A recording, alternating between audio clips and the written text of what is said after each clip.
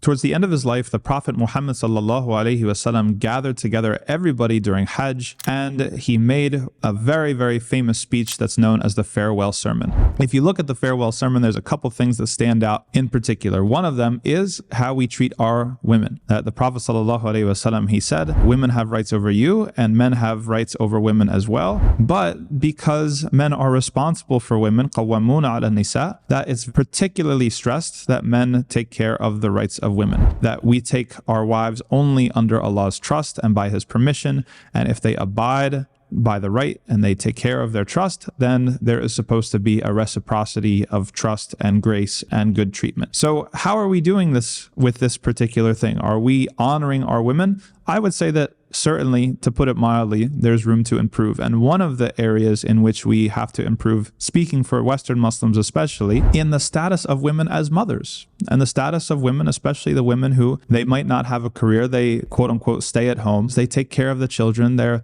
the first educators, there are informal therapists, they do all of this work that in a modern capitalist economy we have commodified and they become their own industries. They do all of that work for us and for the rest of the household. They are the unsung heroes. They are the presence that anchors us. But because of the society that we live in, it's certainly true that society is not neutral. Okay, society favors women with careers over women that stay at home to be homemakers. And unfortunately, the reality is, at least in the circles that I'm exposed to, that if a woman doesn't have a career, sometimes she is shamed. Sometimes people say that she just stays at home. In general, there's sensitivity on both sides. There are women that they do have careers and they do have full-time jobs and feeling like they're being made to seem less because they're not spending time at home with the children. And so we're not saying that this is haram or this is halal or, you have to do this or you have to do that.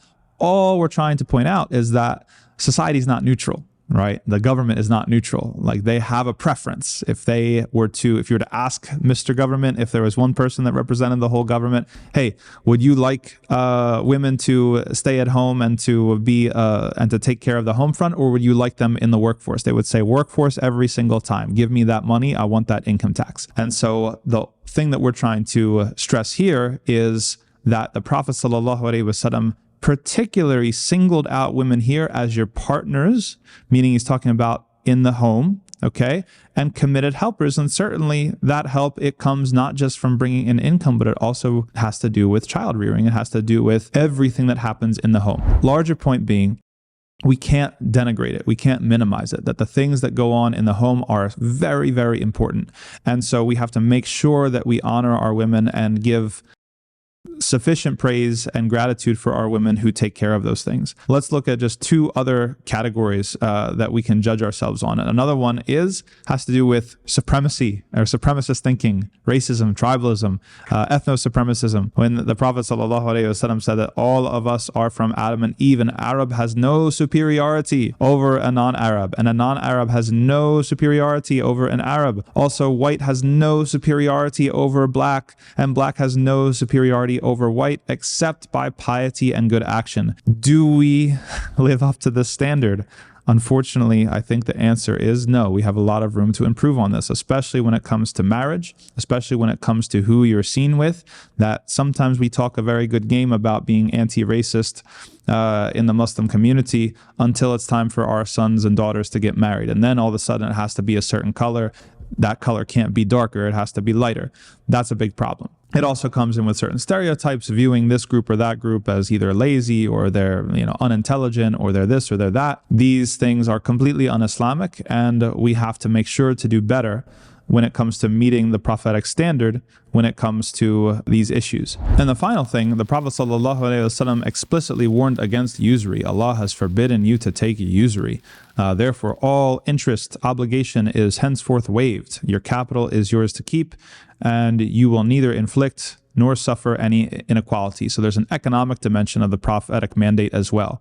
And how are we doing in retrospect to the prophetic mandate when it comes to economy and to money. Unfortunately, we see that we are drowning in interest. We are drowning in riba all across the Muslim world. The challenge, I think, is for Muslims to take control of their dollars and take control of their economic organizations. Or just to give an example from the United States, there are other ethnic communities that do not have Sharia. They do not have sacred law, such as, the Chinese or the Amish or others, and they have their own economies. They have their own internal economies. They don't rely on typical insurance, or they don't rely on banks to give them loans for houses. They take care of it themselves.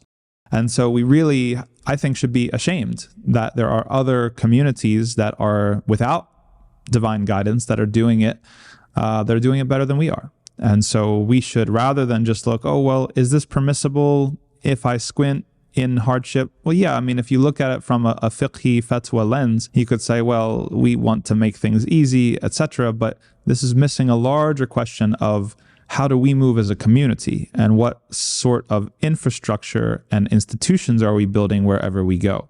That Islam is not just about your individual piety and your individual haram and halal. It's also about building an institution or building institutions wherever you go to facilitate your worship of Allah subhanahu wa ta'ala. So wherever you go, especially if you have the freedom and the ability to make your own banks and your own type of insurance and your own type of home ownership loan system, whatever it is, then we should be the first people to do that. So let the prophetic mandate, especially that which is found in the farewell sermon, be a challenge, a respectful challenge to all of us to do better and to make the Prophet ﷺ proud of us.